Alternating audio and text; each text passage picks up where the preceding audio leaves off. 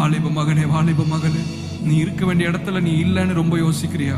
உனக்கு வர வேண்டிய நன்மை இன்னும் வரலன்னு நினைக்கிறியா? அது ஒரு opportunity. It can be anything. I'm telling you, my God is seeing it all. என் தேவன் எல்லாவற்றையும் பார்க்கிறார். என் தேவன் காண்கிற தேவனா இருக்கிறார். அவர் எல்ரோயா இருக்கிறார். ஆகாரை புறக்கணிக்காத கர்த்தர் உங்களையும் புறக்கணிக்க மாட்டார். எல்லாராலையும் ஒதுக்கப்பட்ட ஆகார்,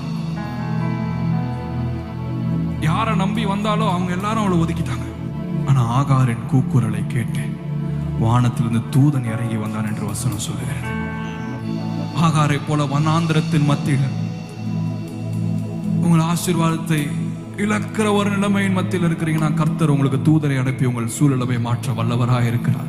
ஏன் அழுகிறாய் என்று கேட்கிற ஒரு சத்தம் இன்றைக்கு உங்களுக்கு ஏறாய் வருகிறது. உங்களுக்கு கண்ணீருக்கு காரணமான காரியங்களை ஒதுக்கி வச்சுட்டு கர்த்தர் அனுப்புகிற வார்த்தையை பிடிச்சு கொள்ளுங்க.